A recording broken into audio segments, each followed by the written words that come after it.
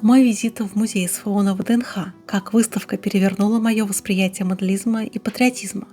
Привет, друзья! Сегодня я хочу поделиться с вами впечатлениями о выставке, которая задела меня за живое. Как человек, который уже несколько лет увлечен созданием масштабных моделей военной техники, я посетила немало музеев и экспозиций. Но музей СФО на ВДНХ стал для меня настоящим откровением. Почему? Давайте разбираться вместе. Ну а больше моих фото и видео вне моделизма вы можете найти на моей страничке на Boosty. Там вы также сможете поддержать мою деятельность и попасть в титры к видео. Ссылочка на Boosty есть в описании к видео, так что тоже рекомендую подписаться еще и на мой Telegram. Там оперативно выходит информация о моих новых видео на канале Dasha Models и Dasha Technic. Ссылочка на Telegram есть тоже в описании. Первые шаги в музей – атмосфера, которая берет за душу. С первых минут попадания в павильон номер 58 меня окружила особая атмосфера, смесь гордости, скорби и уважения. Звуки боевых действий, транслируемые через динамики, интерактивные экраны с хроникой и тихий гул голосов посетителей создавали эффект погружения. Это не просто выставка, это живой урок истории. Первым делом я направилась к макету зоны боевых действий в 35-м масштабе, и как моделист я оценила каждую деталь. Точные копии танков, укреплений разрушенных зданий Артемовска или же Бахмута. Казалось, будто я смотрю на гигантский диорамный проект, над которым трудились десятки мастеров. Но здесь все было реальным, даже дымовые эффекты и подсветка, имитирующая взрывы. Над макетом висел интерактивный экран, где показывали, как современная техника РФ превосходит аналоги противника. И это была не просто миниатюра, это была драма в 35-м масштабе, где каждая трещина в стене, каждый осколок стекла и клубы дыма из-под подбитой техники рассказывали свою историю. Среди разрушенных зданий выделялись подбитые танки «Леопард-2», те самые, что Запад поставил Украине. Их башни были снесены, борта пробиты, явные следы попадания российских ПТУР. Рядом дымилась БМП «Брэдли», ее корпус застыл в неестественном положении, словно гигантская игрушка, брошенная после игры. Как моделист я оценила, как точно были переданы западные образцы, камуфляж НАТО, тактические маркировки и даже открытые люки с фигурками экипажа, пытающегося выбраться. Интересно, сколько часов ушло на сборку этих моделей, подумала я, вспоминая свой опыт склейки немецкого «Леопарда» из набора «Звезды». Что поразило – реализм повреждений. Сердце диорамы – советские пятиэтажки, превращенные в крепости. Окна хрущевок были забиты мешками с песком. На балконах – позиции снайперов. Одна из стен дома была разрушена, а сквозь пролом виднелась комната с уцелевшим диваном и детскими игрушками на полу. Что же это? Как в кадрах хроники, подумалось мне. На улицах баррикады из шин и металлолома, разбитая детская площадка с качелями, перепаханная гусеницами.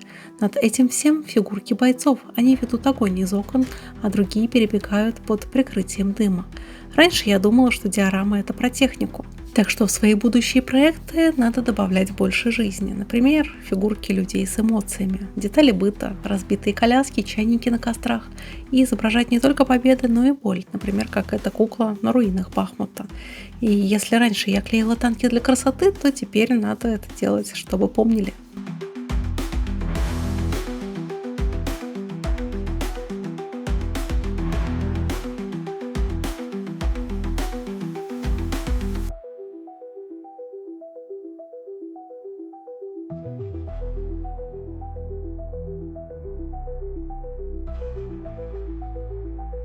Аллея славы и мемориал – связь поколений. Следующей остановкой стала Аллея славы, место, где история оживает.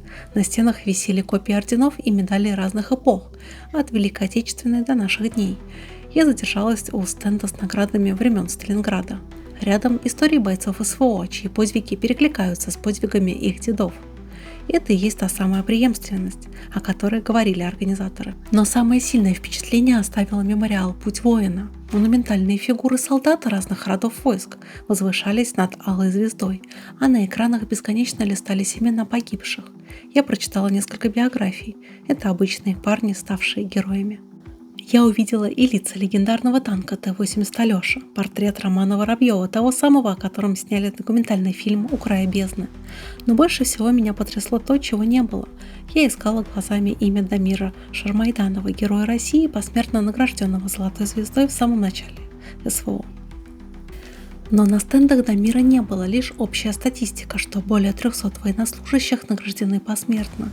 Но почему его нет? Хотелось бы спросить у кураторов. Ведь выставка – это лишь верхушка айсберга. За каждым портретом сотни таких же судеб. Опорный пункт и городской бой, быт и технологии. В разделе «Опорный пункт» я словно оказалась на передовой. Воссозданный блиндаж с радиостанцией, передающей сводки. Мультимедийные стелы у входа транслировали разговоры солдат. Шутки, приказы, тихие размышления о доме. И это не просто экспонаты, это эмоции, которые нельзя передать словами. А в зоне городской бой я увидела, как работают расчеты беспилотников. На экране показали, как оператор управляет дроном, наводя удар по вражеской технике. Рядом обломки украинского БПЛА «Шарк», сбитого нашими бойцами. Города стали не только стратегическими рубежами, но и местами, где проявилось мужество наших бойцов и единство народа.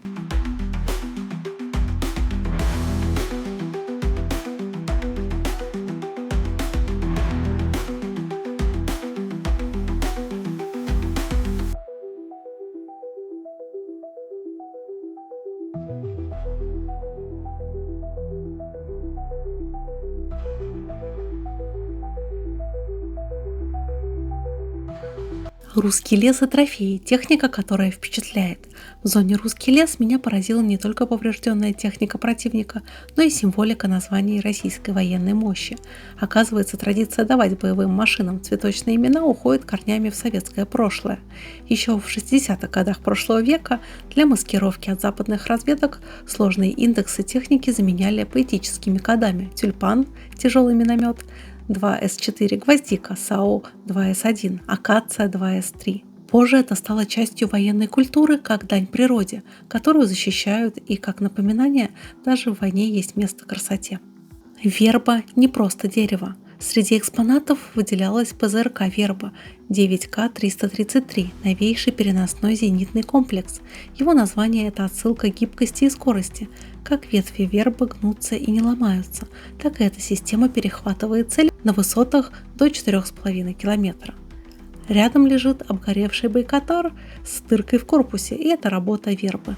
САУ-2С5 «Гиацинт» – это машина со 152 мм пушкой, известна тем, что она может бить на дальность до 40 км. А вот 2С1 «Гвоздика» – это легенда Афгана и Чечни, чьи снаряды накрывают цели как лепестки.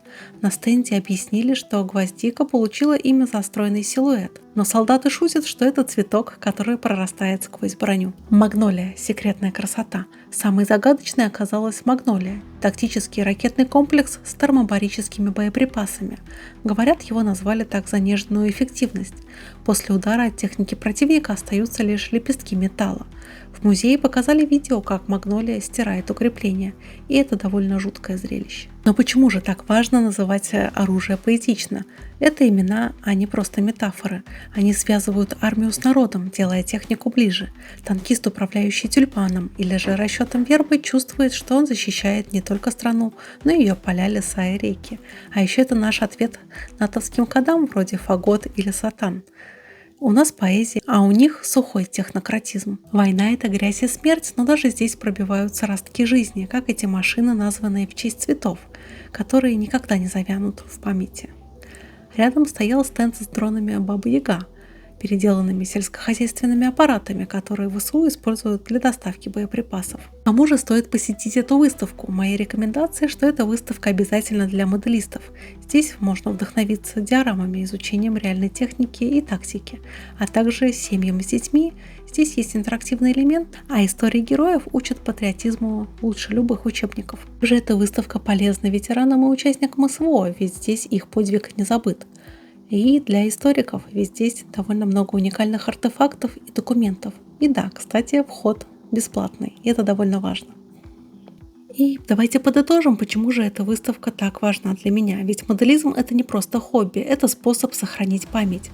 Раньше я фокусировалась на технической точности, но теперь мне хочется вкладывать в работы больше смысла, показывать связь поколений, героизм простых людей.